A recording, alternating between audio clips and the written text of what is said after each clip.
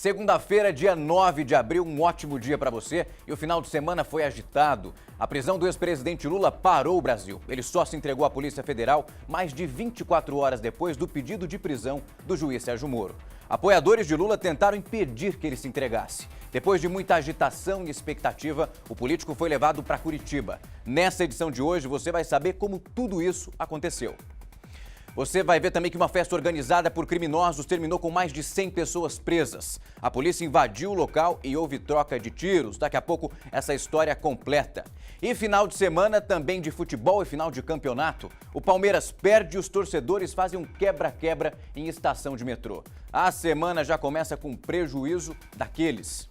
Já vamos falar do Lula, ele que passou a segunda noite na sede da Polícia Federal e o domingo foi movimentado em Curitiba. Ontem, o ex-presidente, a gente mostrou aqui na Record News tudo o que acontece por lá. Nas proximidades, houve protestos contra e a favor do petista. Lideranças do partido anunciaram que será feita uma vigília no local. Ruas bloqueadas, policiamento reforçado. Assim foi o domingo, em frente à sede da Polícia Federal, no primeiro dia em que o ex-presidente Lula esteve preso. Logo cedo, pelo menos 10 ônibus com manifestantes de várias regiões do país chegaram a Curitiba. O esquema de segurança foi reforçado depois do tumulto que terminou com 8 feridos na chegada de Lula na noite de sábado. Bombas foram lançadas por agentes que estavam dentro do prédio da Polícia Federal. A área do entorno foi isolada. Os grupos de manifestantes contrários e pró-Lula ficaram acampados a 1 quadra de distância da sede da PF. Apenas moradores e pessoas credenciadas tiveram acesso liberado pela PM para trafegar nos pontos bloqueados. Não temos privacidade de chegar uma visita na casa da gente, que estaciona o carro na frente, não respeita. A polícia está fazendo o papel dela, né, de tentar dar um apoio, bloquear aí, mas tá esse caos aí. Preso desde a noite de sábado, o ex-presidente Lula não tem visão para o lado de fora. A única janela da cela é voltada para o corredor do prédio. O petista acompanha tudo através de uma televisão instalada na cela. A primeira refeição de Lula no domingo foi café e pão com manteiga. O almoço chegou à sede da Polícia Federal perto das 11 da manhã. O cardápio: arroz, feijão, macarrão, carne e salada. À tarde, o ex-presidente Lula recebeu a visita do advogado. Cristiano Zanin passou cerca de 3 horas na sede da Polícia Federal. Minutos depois da visita, o advogado publicou um vídeo nas redes sociais. Ele está bem.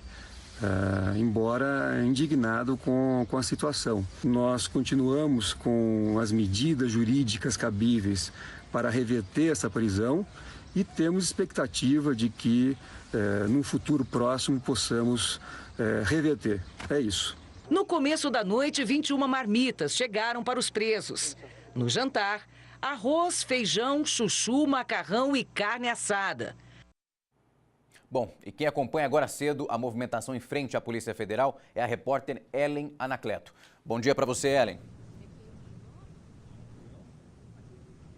Olá, Algarte. Bom dia para você, bom dia a todos. Movimentação bastante tranquila nessa manhã aqui diante da Superintendência da Polícia Federal em Curitiba. Apenas uma fila de pessoas que vêm retirar ou então confeccionar o passaporte se forma aqui diante, já que a triagem é feita no portão por um policial federal. Apenas as pessoas que conseguem comprovar a necessidade desses serviços é que podem entrar no prédio da Superintendência. Manifestantes estão a cerca de 100 metros daqui, em um acampamento denominado Lula Livre. Todo um esquema de segurança foi montado pela Polícia Militar do Paraná e nenhum manifestante pode se aproximar do prédio. Eles garantem que vão permanecer aqui até a libertação do ex-presidente Lula. Lula, que ontem à tarde recebeu a visita do advogado dele, Cristiano Zanin.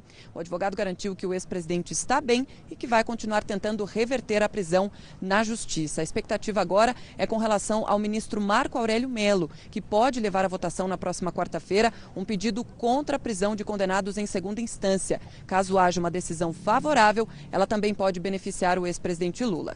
Voltamos ao estúdio da Record News.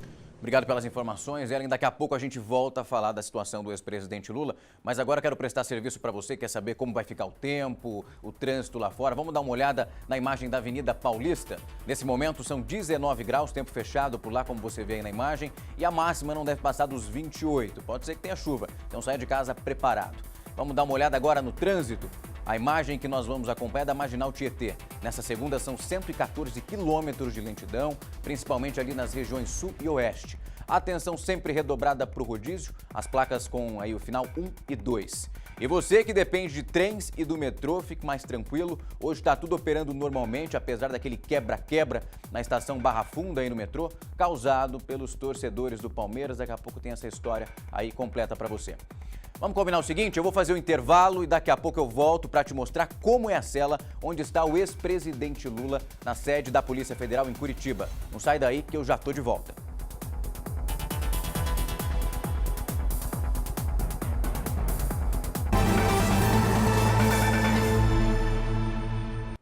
Eu já estou de volta para falar da prisão de Lula. O ex-presidente passou mais de 48 horas no Sindicato dos Metalúrgicos de São Bernardo do Campo, até finalmente se entregar para a Polícia Federal no começo da noite de sábado.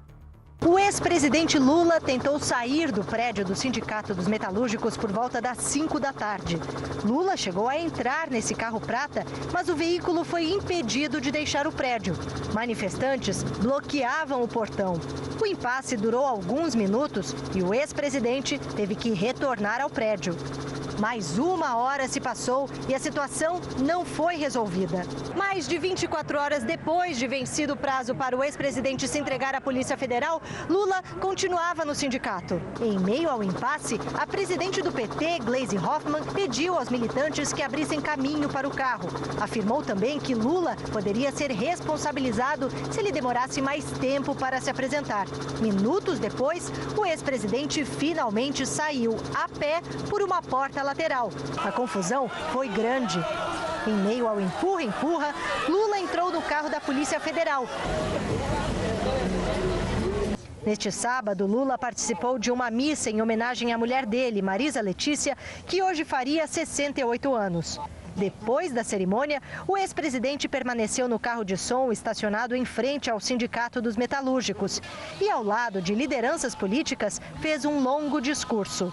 Lula disse que se entregaria à justiça para provar que é inocente. Eles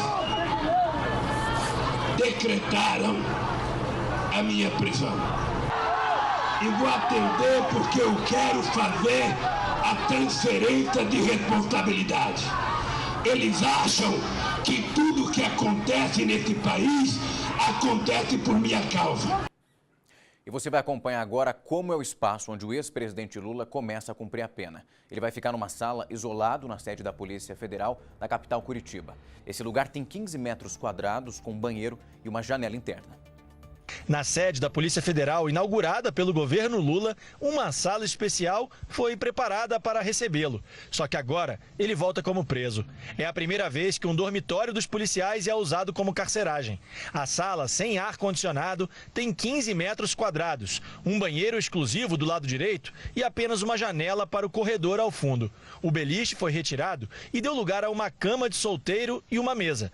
A sala vai permanecer fechada até a chegada do preso. É uma sala comum, uma sala simples, sem maiores detalhes e não terá acesso a princípio aos outros presos, né? A sala onde o ex-presidente Lula vai permanecer preso fica no último andar aqui do prédio da Polícia Federal e foi preparada há 2 semanas. Não há câmeras lá dentro, apenas no corredor que dá acesso à sala. Ao lado ficam as salas onde trabalham os agentes do setor de inteligência da polícia. No período em que estiver aqui, Lula vai permanecer sozinho e deve receber a mesma alimentação dos outros presos. Lula vai poder se alimentar 4 vezes ao dia. Café com leite e pão com manteiga de manhã, almoço e janta, com arroz, feijão, carne ou frango e salada, e um lanche na ceia. O ex-presidente vai ter direito a 2 horas de banho de sol por dia e o contato com os advogados também vai ser o mesmo dos outros presos. Bom, ontem o juiz Sérgio Moro ainda autorizou a instalação de uma TV no local. Então Lula viu o Corinthians, ser campeão pelo Campeonato Paulista. Bom, vamos relembrar um pouco desse final de semana, que desde sexta-feira a expectativa era enorme aí para a entrega do ex-presidente à Polícia Federal, depois que o juiz Sérgio Moro decretou a prisão. O ex-presidente foi para a sede ali onde ficou com muitos manifestantes que apoiam aí o ex-presidente desde muito tempo. Foi uma movimentação muito intensa, porque o medo da polícia e também ali dos agentes era como o ex-presidente, o Lula, seria retirado ali do prédio com tanta movimentação. No sábado, isso também gerou uma repercussão enorme. A Record TV, a Record News mostrou tudo isso para você de pertinho.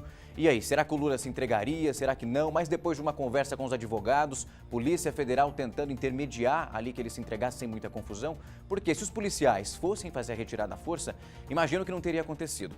Pelas imagens que nós mostramos aqui durante todo o final de semana na Record News, teve em certo momento, quando o presidente ia sair de lá, os manifestantes não deixaram. Ele chegou a entrar no carro, foi retirado, arrancaram o portão lá do sindicato e volta o ex-presidente Lula para o prédio. Depois de muita enrolação, vai e vem, só durante a noite, como você acompanhou, ele conseguiu sair de lá num tumulto enorme, foi levado para Curitiba. Mas enfim, é claro que a gente continua agora acompanhando para saber quais são os próximos passos, o que acontece. No discurso, aí o ex-presidente foi muito enfático. Disse que se entregaria porque tudo o que acontece no país seria culpa dele. E que agora o restante aí, o cenário, qual seria a partir da prisão? É claro que isso todo mundo quer saber. Muitas pessoas culpam aí Lula, o partido dele, sobre a crise que assola e assolou o país por tanto tempo. As notícias sobre ele no Jornal de hoje ainda não terminaram, nós continuamos trazendo as atualizações para você. E teve muita confusão na saída da final do campeonato entre Palmeiras e Corinthians. A polícia precisou dispersar a multidão que chegou a depredar a sede da Federação Paulista. Só com bombas os policiais conseguiram conter os ânimos. Teve correria. Alguns motoristas se arriscaram passando em meio aos torcedores. Aos poucos, o batalhão de choque foi avançando. A confusão assustou os moradores da Pompeia, na zona oeste de São Paulo. Todos retornando, praça de guerra. Antes, os palmeirenses já tinham dado prejuízo aqui na sede da Federação Paulista de Futebol, que fica na Barra Funda. Danificaram vidraças e tentaram invadir. Forçaram o portão, chegou a ficar empenado. Até arrancaram algumas barras de ferro. Tudo virou arma nas mãos dos torcedores. Pedaços do meio-fio e até lixeiras. E o brasão do Corinthians, que conquistou o Campeonato Paulista em cima do Palmeiras, sumiu. Foi arrancado da fachada. Já no Guarujá, na Baixada Santista, foi a comemoração dos corintianos que terminou em confusão. Isso depois que um torcedor vascaíno chegou na Praça 14 Bis, no centro da cidade, fazendo provocações. Ele acabou espancado. Quando a polícia chegou no local, os agressores já tinham fugido. O rapaz machucado foi levado para um hospital da região e não corre risco de morrer. A estação de metrô da Barra Funda também precisou ser fechada durante quase 1 hora por conta do vandalismo. 3 trens tiveram que ser retirados de circulação porque tiveram os vidros quebrados. A polícia foi chamada e ajudou a isolar a entrada. A companhia do metrô ainda vai apurar os prejuízos. E mais confusão envolvendo torcedores, dessa vez lá em Belo Horizonte. A briga foi após o clássico entre Cruzeiro e Atlético, aí na final do Campeonato Mineiro. Uma motorista gravou tudo de dentro do carro. Dá só uma olhada. De dentro do carro, as amigas gravam a confusão. O Cruzeirense desceu do ônibus, o atleticano tudo brigando aí, ó. Pedras são jogadas contra os militares. Uma delas até atinge o para-brisa do carro onde as garotas estão. Ai, meu Deus. Ai, velho. Ai, amiga, eu tô com medo. Fecha o vidro, velho. O flagrante é no anel rodoviário. Policiais e torcedores entraram em conflito depois do clássico entre Cruzeiro e Atlético. Os PMs afastam os brigões com bombas de efeito moral e balas de borracha. Ah lá, deu de borracha nele. Logo em seguida, os torcedores se dispersam e o trânsito volta ao normal. Eu não vou, tipo... Amiga, vai agora, amiga. Não, você já tá de boa, velho. Não vou. Olha o medo disso tudo. Gente, vale lembrar, vamos relembrar o caso aí do Palmeiras. E aí os torcedores acabaram depredando, melhor dizendo, uma estação de metrô. Hoje a turma sai para trabalhar, é um atraso enorme, a estação completamente destruída. Pô, perdeu, vamos levar na esportiva, é um esporte, não dá para ficar levando tudo a ferro e fogo. Agora quem precisa pagar o pato é quem tem que passar por lá. E eu duvido que não tem torcedor palmeirense que usa essa estação, que usa essa linha. Olha o prejuízo para todo mundo, olha o quebra-quebra. Em BH você acabou de ver o susto de quem passava por ali no momento dessa briga. Não dá. Acabou o jogo, gente, vamos voltar para casa na tranquilidade. Perdeu, tem outro campeonato, tem outro jogo. É a vida que segue, não dá para ficar nesse cenário horrível que você está vendo aí. E no Rio de Janeiro, festa de criminosos termina com invasão da polícia. Houve troca de tiros e o chefe do grupo conseguiu fugir pulando o muro do local onde acontecia essa comemoração. 140 pessoas acabaram presas. A festa do crime terminou assim. Mesas reviradas, muita munição e marcas de tiros. O sítio era o quartel-general da milícia, que atua em vários bairros da Zona Oeste. Mais de 140 pessoas foram presas e outros 7 menores apreendidos. 4 suspeitos que teriam trocado tiros com a polícia morreram. Eles seriam seguranças de Wellington da Silva Braga, o ECO, que comanda a maior milícia do Rio. Wellington conseguiu escapar pelos fundos da casa, usando uma escada para pular o muro. Quem resistiu à ação da força policial teve uma resposta necessária e suficiente a essa ação. A reação do crime organizado foi imediata. Uma estação de ônibus foi incendiada no fim da madrugada. Foram necessários 3 ônibus para levar os presos à delegacia. A frota dos milicianos chamou a atenção. Carros de luxo, alguns roubados. Mas o poder de fogo do grupo surpreendeu os policiais. 13 fuzis e mais de 20 pistolas. Segundo a polícia, os milicianos agiam como traficantes, ameaçavam moradores e executavam as pessoas que não aceitavam as regras impostas pela quadrilha. As investigações ainda revelaram que esses grupos chegavam a fazer acordos com os narcotraficantes para a prática de outros crimes. Esses traficantes de drogas vendem nas áreas deles e podem praticar roubos de cargas. Dão um percentual para a organização criminosa. E já estão no complexo penitenciário de Bangu os mais de 150 homens presos aí pela Polícia Civil no Rio de Janeiro. As prisões foram consideradas a maior baixa da história da milícia, apontada como uma das mais antigas da capital. E a Polícia Federal e o Ministério Público desmontaram um esquema de corrupção no fornecimento de carnes para merenda escolar no estado de São Paulo. O empresário e funcionários públicos participavam desse esquema. E a suspeita é que políticos também possam estar envolvidos aí no crime. Esse esquema só deu certo porque o empresário contava com o apoio de 3 fiscais da Secretaria Estadual da Fazenda. Entre eles, o chefe dos agentes públicos. O frigorífico devia aí 32 milhões de reais em impostos e só pagou 500 mil. Quem fez essa dívida desaparecer foram os fiscais, depois de receberem 1 milhão de reais em propina. Ainda segundo o MP, o Ministério Público, o empresário ainda tentou barrar as investigações quando descobriu que a Corregedoria investigava os agentes fiscais. Esses agentes foram afastados dos cargos. O promotor disse que as prisões não aconteceram porque o pagamento da propina teria acontecido 3 anos antes do início das investigações do GAECO. Além do empresário preso aí por associação criminosa, fraudes em licitações e falsidade ideológica, outras 7 pessoas ligadas a frigoríficos foram detidas em São Paulo, Itápolis, São José do Rio Preto e também em Ribeirão Preto. As investigações agora devem chegar ao valor que as fraudes aí nas licitações para o fornecimento de carne, para merenda e a participação de políticos. Dá para acreditar? Esquema criminoso demais. E em São Paulo, fim de semana marcado por ataques a policiais. Em um dos casos, um policial atirou em outro quando saía de um banco. Ele achou que o agente à paisana era um bandido armado.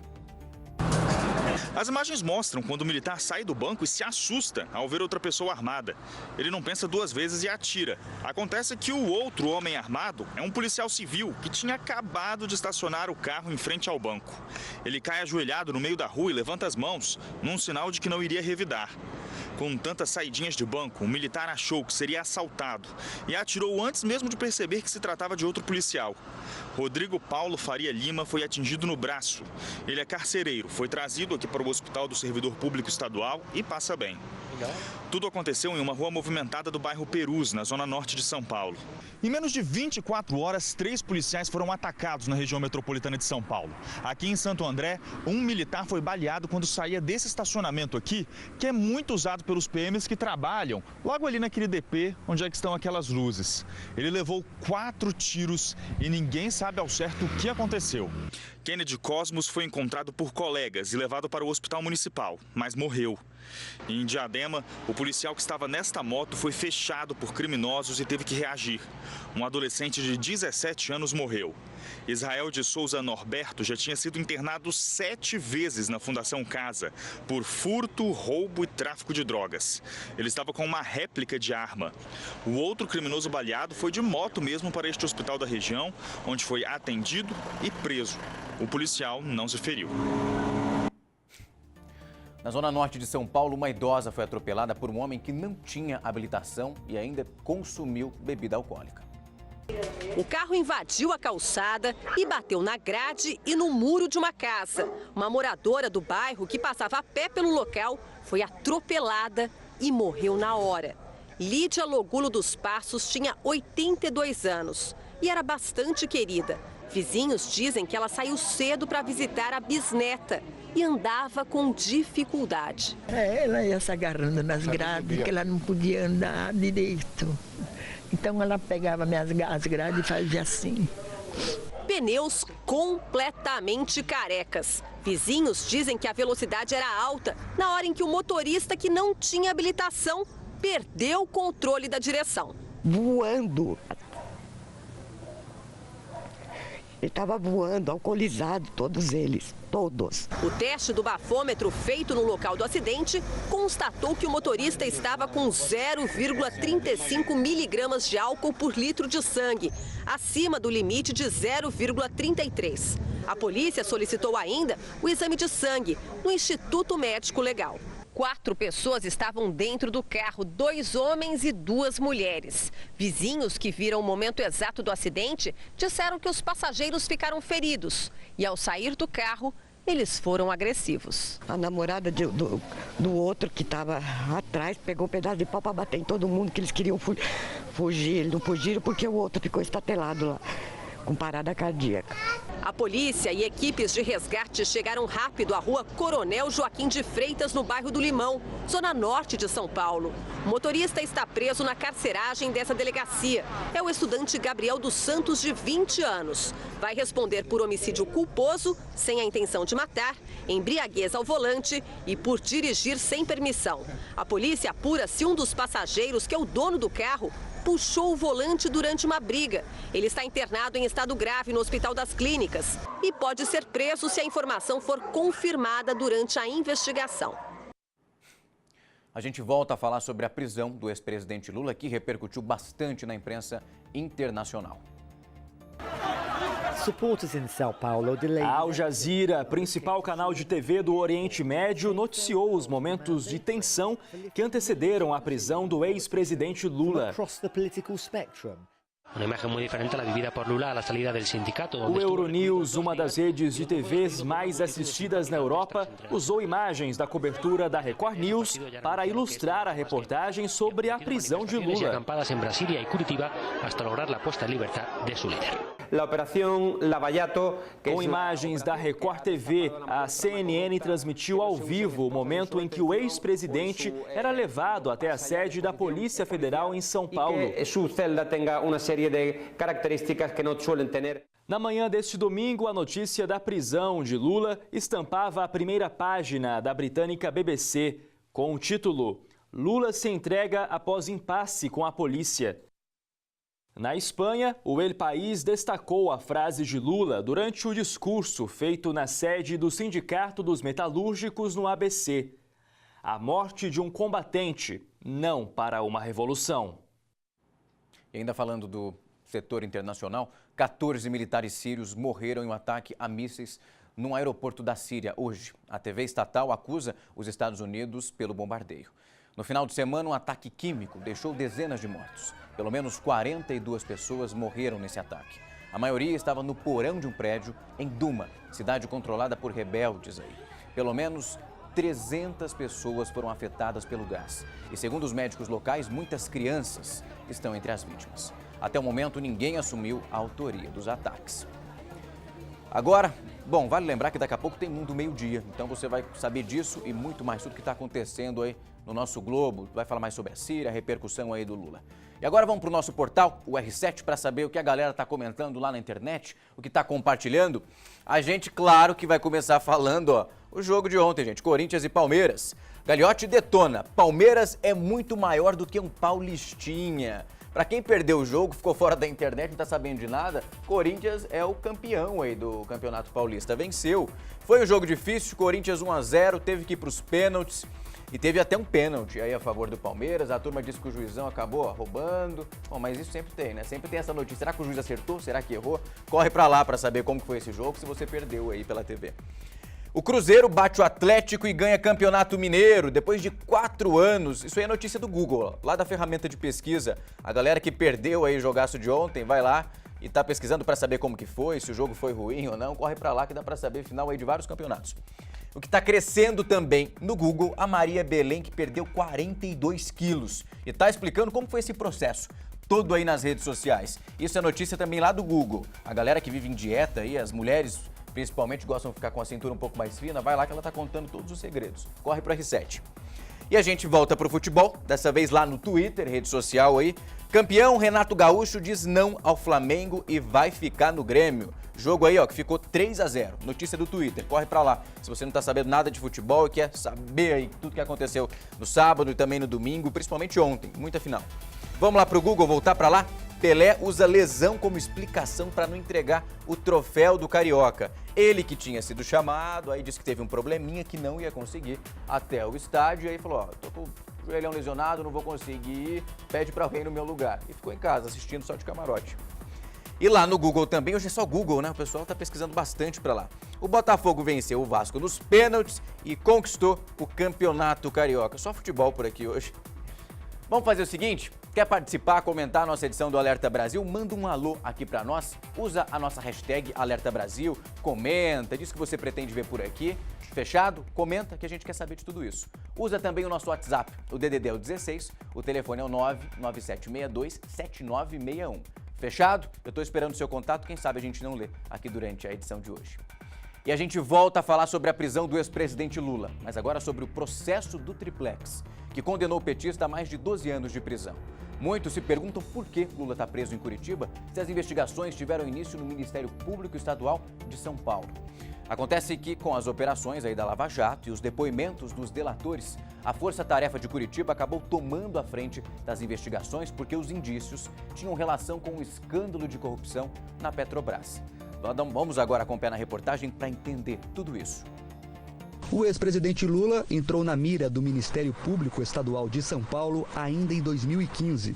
Os promotores iniciaram uma investigação sobre a transferência do edifício Solares, no Guarujá, que pertencia à falida Bancop, a cooperativa dos bancários de São Paulo, para a empreiteira OAS. A suspeita era que a OAS havia adquirido o edifício apenas para beneficiar Lula, que tinha uma cota de um apartamento comum em nome da ex-primeira-dama Marisa Letícia.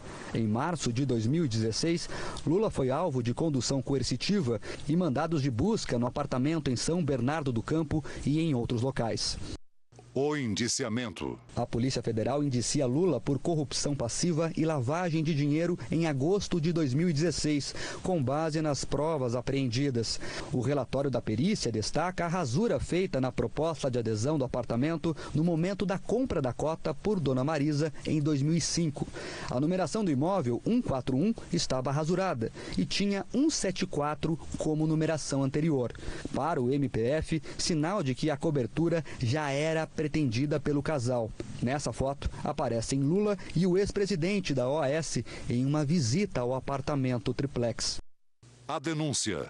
Em setembro de 2016, o MPF apresentou denúncia contra Lula e afirmou que as melhorias do apartamento foram pagas pela OAS como vantagens indevidas ao ex-presidente e pede a condenação por corrupção passiva e lavagem de dinheiro.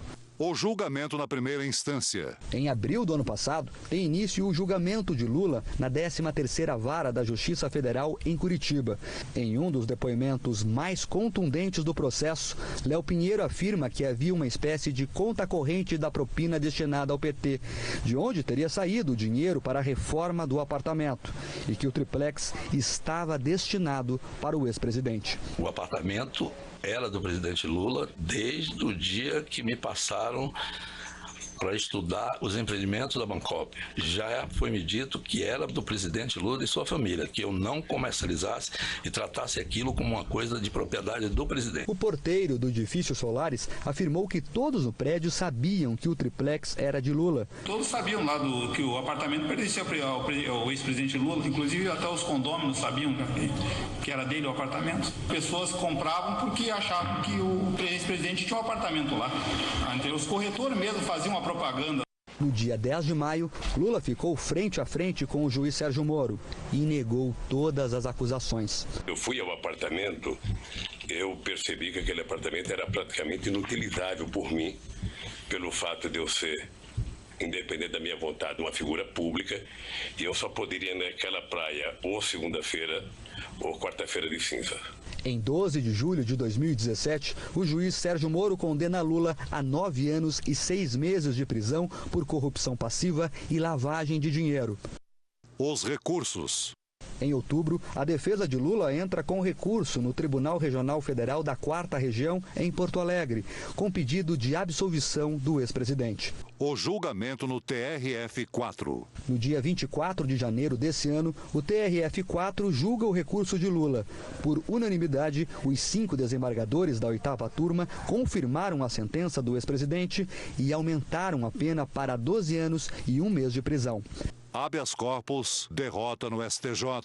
Na semana passada, o Superior Tribunal de Justiça nega o pedido de habeas corpus preventivo impetrado pela defesa de Lula. Habeas corpus, derrota no STF.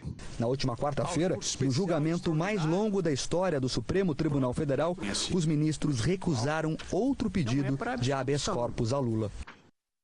Agora a gente muda um pouco de assunto para falar que um homem morreu atropelado na porta da própria casa no interior de São Paulo. O Robson Risse tem as informações.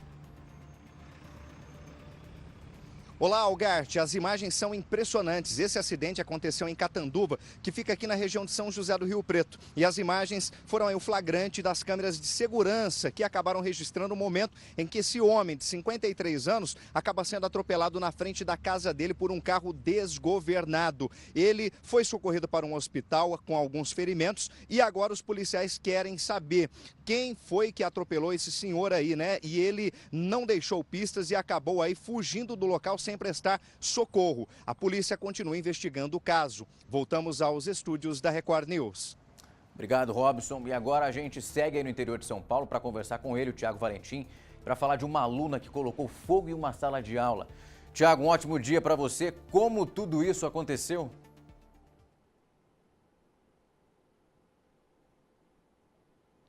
Olha, um bom dia para você também, Algarte. Uma boa semana a todos que acompanham o Alerta Brasil. Isso aconteceu em uma escola estadual de Morro Agudo. Inclusive, os próprios alunos, Algarte, que registraram as imagens com o celular. E nós acompanhamos aí que o fogo começou na lata do lixo. Essa aluna teria colocado fogo em papéis, mas rapidamente esse fogo se alastrou, atingiu uma cadeira e foi até a cortina dessa sala de aula. Os alunos, então, ficam desesperados. Eles mesmos tentam aí apagar o fogo. Alguns funcionários da escola também teriam chegado ali para tentar controlar as chamas e evitar que elas atingissem também outros pontos da sala. Agora, a escola vai acompanhar o caso, deve ouvir alguns alunos para saber qual o motivo pela essa aluna ter colocado aí fogo nessa lata do lixo. Se foi apenas aí um ato de vandalismo e qual punição ela deve ser tomada. E claro, também para saber se a polícia deve ser acionada nesse caso. Isso aconteceu, nós procuramos a escola nessa segunda-feira, ainda não tivemos nenhum retorno, mas estamos aí acompanhando para saber qual punição ou qual atitude deve ser tomada. Você imagina aí os danos a um patrimônio público, uma escola do Estado, e os alunos aí, por simplesmente um ato de vandalismo, por pouco não poderiam ter machucado outras pessoas e, claro, além de todo o dano que acabaram causando, viu, Algarte? Valeu, obrigado pelas informações, viu, Tiago? Uma ótima semana para você. Dá para acreditar? A aluna colocando fogo em sala de aula? Eu vou fazer um intervalo rápido e daqui a pouco estou de volta com a história de uma criança que comeu um brigadeiro com maconha que foi feito pela própria mãe. Não sai daí que eu já estou de volta.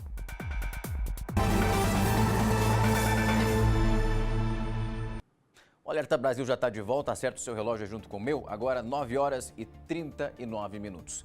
Você vai ver que um casal foi detido durante uma confusão na frente de um bar. Eles denunciam a violência e na abordagem dos policiais militares. O Gabriel Rodrigues tem todas as informações sobre isso. Oi, Algarte, bom dia para você e a todos que nos acompanham. As imagens mostram o momento que a polícia militar aborda o rapaz. Logo em seguida, os amigos tentam se aproximar, mas são impedidos pela polícia militar. O jovem, então, é imobilizado e colocado sob o gramado. A namorada dele também tenta se aproximar, mas o sargento da Polícia Militar responsável pela operação empurra a jovem e ela cai no chão. A menina teve arranhões nas pernas e nos braços. Tanto ela quanto o namorado foram presos por desacato e agressão. Isso porque, de acordo com testemunhas, minutos antes desta confusão, o jovem teria arremessado uma garrafa contra uma outra mulher. Ainda assim, os amigos do casal estão revoltados e disseram que vão encaminhar as imagens para a realização de uma denúncia. Nós conversamos com a Polícia Militar e eles disseram que todos os policiais que aparecem nas imagens agiram dentro da lei. Voltamos aos estúdios da Record News. Obrigado pelas informações, Gabriel. E uma briga na justiça interrompe a feirinha da madrugada, muito famosa lá no centro de São Paulo. Os comerciantes não conseguiram tirar as mercadorias antes de sair do fechamento do local. Dá só uma olhada nessa história. O que era para ser só uma desocupação virou bagunça. Teve comerciante que ficou machucado. Olha o que eles fizeram. Por que eles pegassem no meu rosto e me deixassem cego? Eles estão tratando os trabalhadores assim, ó, com truculência. Dentro, a tropa de choque avançava em barricadas. Do lado de fora, os comerciantes viam os boxes sendo demolidos. Logo cedo, a chegada dos tratores pegou os comerciantes de surpresa. Alguns nem tinham retirado as mercadorias. Eles tentaram conversar com os policiais, mas não teve jeito. O portão foi lacrado. Ninguém mais podia entrar. Os funcionários do consórcio é que tiravam as mercadorias que ainda estavam nos boxes. Uma faixa no alto explicava que os produtos seriam devolvidos. Pela manhã, os comerciantes observavam tudo, ainda sem acreditar, sentados pelas calçadas do Brás, no centro de São Paulo. A reintegração de posse foi ordenada no dia 20 de fevereiro pelo Tribunal de Justiça de São Paulo. O processo foi movido pelo consórcio Circuito de Compras, que ganhou o processo de licitação e tem concessão para administrar o local pelos próximos 35 anos. A intenção é construir um shopping. A polícia só admitiu o uso de bombas de efeito moral, que teriam sido utilizadas porque alguns comerciantes estariam resistindo. Já a Secretaria Estadual de Segurança Pública confirmou que os estilhaços atingiram uma pessoa que precisou ser socorrida. Durante a madrugada, o clima continuava tenso. Os comerciantes insatisfeitos tomaram as calçadas e o policiamento foi reforçado. Ninguém deu atenção para nós. É uma revolta. Eu sou um cidadão, eu pago meus impostos, certo? Eu tenho o direito de reclamar de alguma coisa. Bom, deixa o pessoal pelo menos tirar a mercadoria, né? É difícil ver um trabalhador aí perdendo tanta coisa, aí melhor dizendo. É claro que a desocupação já tinha sido solicitada há um tempo. Mas deixa o pessoal pelo menos tirar, vai para outro lugar trabalhar, consegue levar a mercadoria num bom estado, dá para aproveitar. E agora me fala uma coisa, você conhece alguém que está viciado em trabalho? Isso pode se tornar um transtorno e afetar diretamente a sua saúde emocional. O seu equilíbrio, vai embora. A gente vai agora ao vivo para Campos, lá no Rio de Janeiro, para conversar com a Milena Macedo. Ela que já aparece aqui. Milena, um ótimo dia para você, semana que está só começando. Me conta uma coisa, trabalhar demais parece que dá dor de cabeça, né?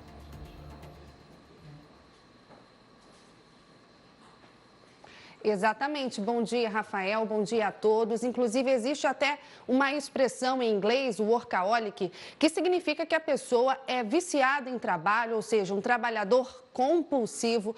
Isso pode trazer transtornos, como você mesmo disse, e o número de pessoas viciadas em trabalho vem crescendo a cada dia. Isso vem se tornando um fenômeno em todo o mundo. A gente preparou uma reportagem sobre esse assunto. Vamos acompanhar. Você sabe o que é uma pessoa workaholic? Não sei formar no momento, não sei não. Não sabe não, né? Sei não. Mas se eu te disser que é uma pessoa que é dependente do trabalho, que é viciada em trabalho, você conhece alguém que seja assim, que goste muito, que só pensa em trabalhar? Olha, na pé de casa tem um moço, só gosta de trabalhar. Na pé de casa. Só pensa em trabalhar. Só trabalhar, não pensa mais nada. Tem gente que é viciada em tudo, né? Em trabalho, gente que não pensa na família. Eu acredito, de verdade. Pois é, workaholic é uma gíria em inglês que significa alguém viciado em trabalho.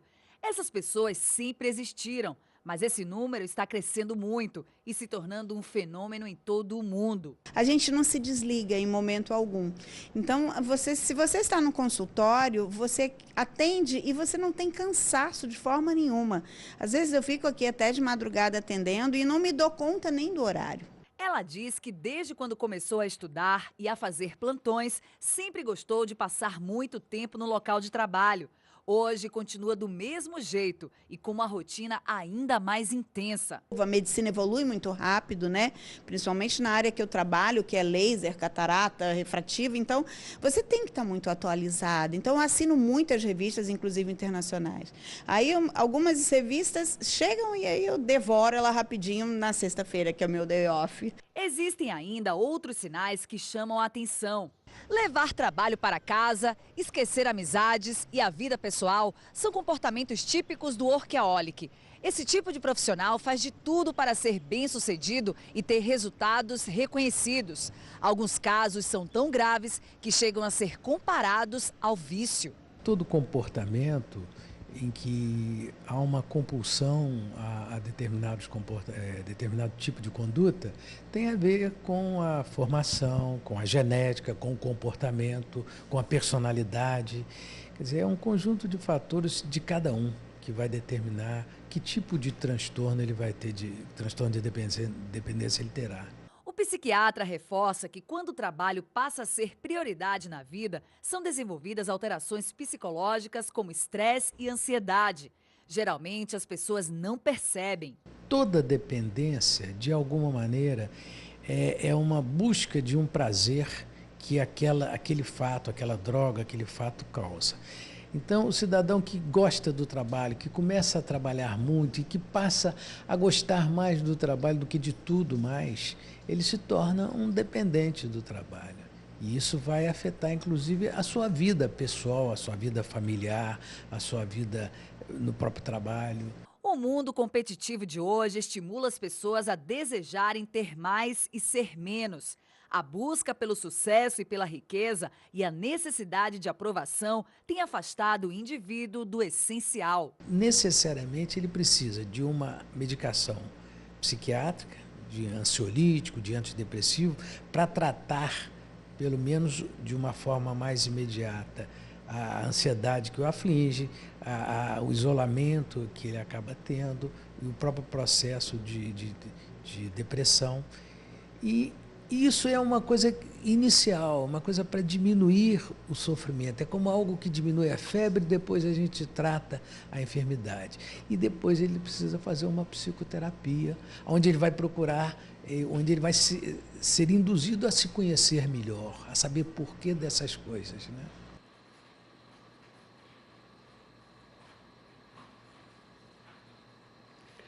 Tá aí, Rafael, como a gente viu na reportagem, né, muitas pessoas ficam viciadas em trabalho para conquistarem aí seus objetivos pessoais, mas para tudo na vida a gente precisa ter o equilíbrio, não é? É verdade, Milena. Agora me conta uma coisa, o pessoal aí que está em casa com certeza deve ter se identificado em algum momento. E você, trabalha bastante, é uma workaholic aí ou dá uma maneirada de vez em quando?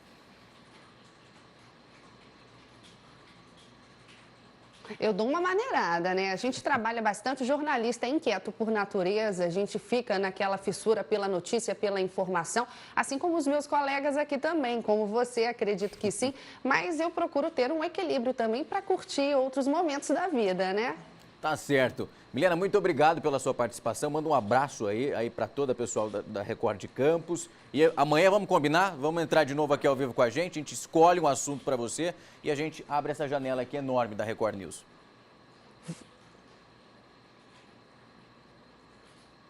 Vamos, vai ser um prazer estar com vocês novamente. Até amanhã. Tá ok, até mais, Milena. Tchau, tchau, até amanhã. Agora a gente muda para um assunto que não é tão bom não, viu? Você vai acompanhar agora uma criança de 4 anos que passa mal depois de comer brigadeiro de maconha que foi feito pela própria mãe. Dá só uma olhada nisso. As fotos foram tiradas pelo Conselho Tutelar da Cidade Ocidental. São do prontuário de uma criança de 4 anos que foi atendida no hospital público da cidade. O menino teria comido um doce feito à base de drogas. A criança foi trazida ao hospital pela própria mãe. De acordo com a polícia, estava acompanhada do namorado. Em depoimento, o médico que atendeu o menino disse que ele chegou desacordado e inconsciente. Apresentava um quadro de intoxicação. Foi aí que a mãe teria confessado algo que deixou todos aqui do hospital em estado de choque. A criança teria comido um brigadeiro com maconha. As fotos mostram as condições da sala e da geladeira, que estava praticamente vazia. Por outro lado, a pia estava cheia de louças, inclusive com panelas ainda sujas do brigadeiro, que teria sido feito em casa mesmo. Na casa foi apreendido alguns objetos que demonstram que o doce foi feito lá no local. Esses objetos foram encaminhados à perícia, né? Inclusive preliminarmente foi constatado uma possível substância ligada à maconha, né? Estamos esperando ainda o laudo definitivo para trazer uma conclusão mais acertada. A criança também foi submetida a um exame toxicológico, mas o laudo ainda não ficou pronto. O menino de 4 anos e os irmãos gêmeos de 1 foram levados para um abrigo. A mãe do menino, que comeu brigadeiro de maconha, está desaparecida. Ela tem 24 anos. Nessa foto postada nas redes sociais, a mulher aparece segurando uma arma. É inacreditável. Bom, para dar uma amenizada no clima, eu vou para o intervalo e daqui a pouco estou de volta com flagrante de um assalto a uma transportadora.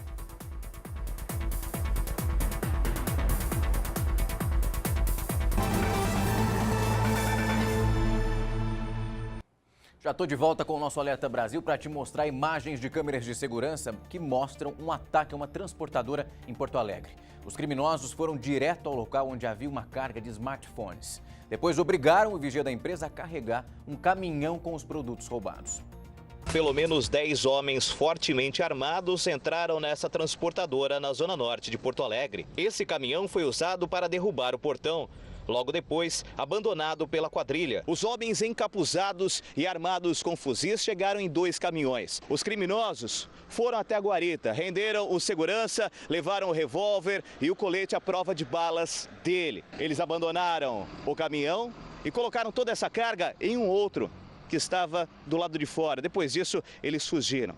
O alvo da quadrilha era uma carga de smartphones avaliada em R$600 mil. Cada aparelho custa em média R$2.000. Tentamos conversar com algum responsável pela empresa, mas ninguém quis se manifestar.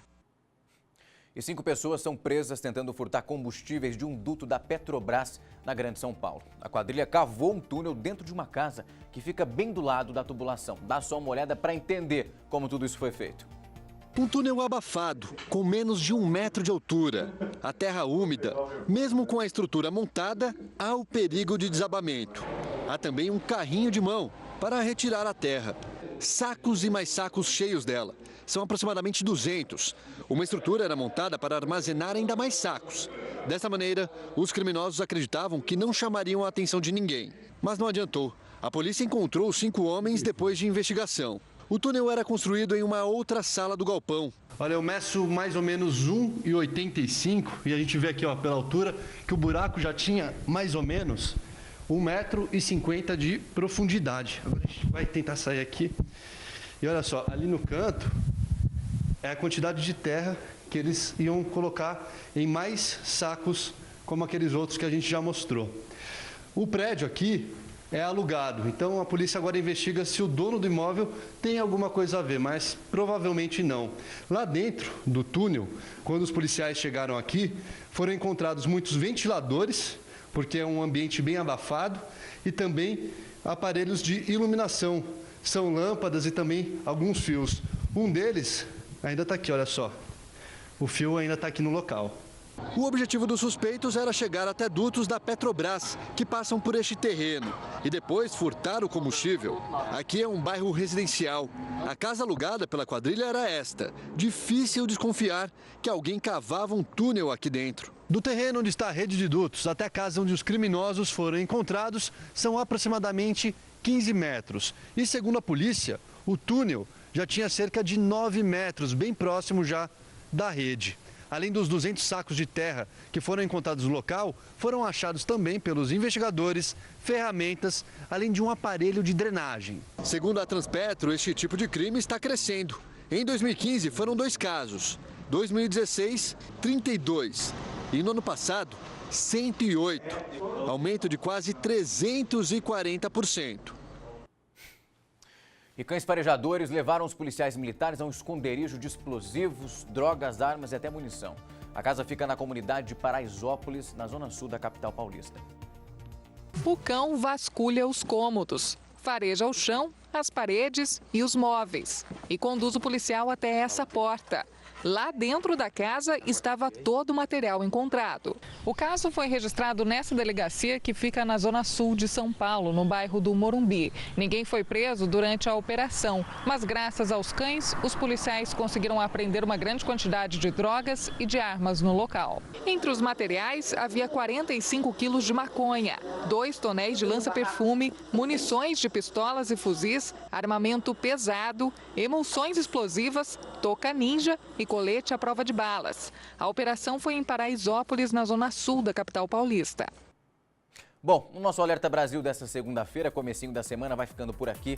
Vale lembrar que amanhã, a partir das 9 horas da manhã, eu estou de volta com mais notícia. Agora, às 11 horas, tem o Hora News falando sobre Lula e tantas outras coisas. E ao meio-dia, o Mundo Meio-Dia.